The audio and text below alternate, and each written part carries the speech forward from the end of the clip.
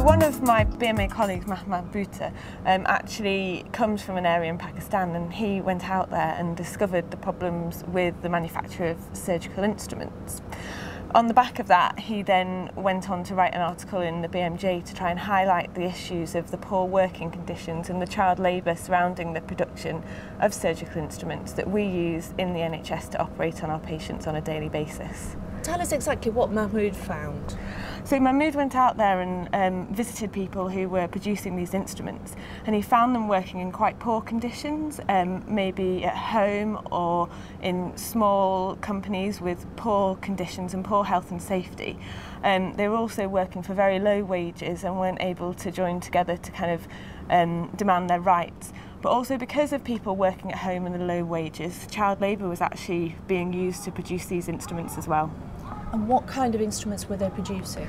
So the main ones that we're talking about in the Pakistan area are things like scissors and tweezers and the surgical instruments that were used for kind of dexterous procedures. Is it just happening in Pakistan? So the metal instruments we concentrated on in Pakistan, but since starting this project looking at ethical trade of medical supplies, we've found that it's a much wider spread problem. So for example, in Malaysia we're looking at the fair and ethical making of surgical gloves, where there's problems with migrant labourers working for low wages and not being allowed to unionise. In Mexico there's many home workers making our surgical masks, and they're suffering from poor working conditions, lack of stable pay, and again not being able to join together to demand rights. So it turns out to be quite widespread. Isn't this something which the procurement system should have picked up? Well, I think you'd like to think that a procurement system would have thought about purchasing goods ethically for our healthcare system, because it's a little bit of a dichotomy that we're working to improve health and we're using instruments that actually might be detrimental to people's health in another country. But I can understand how when you're procuring goods you're looking for a good deal from a good supplier and a good quality product, and sometimes you might not look back down the supply chain to actually pick that up.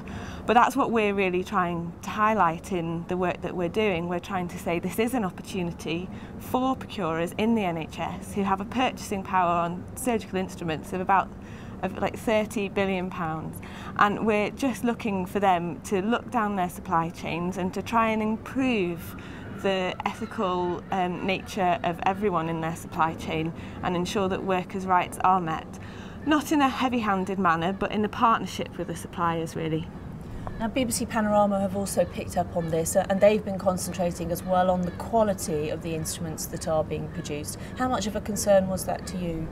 I think it's really important that the quality of surgical instruments and all medical products are as good as it possibly can be, and the Medical Healthcare Regulation Authority do have a large amount to do with this and demand quality.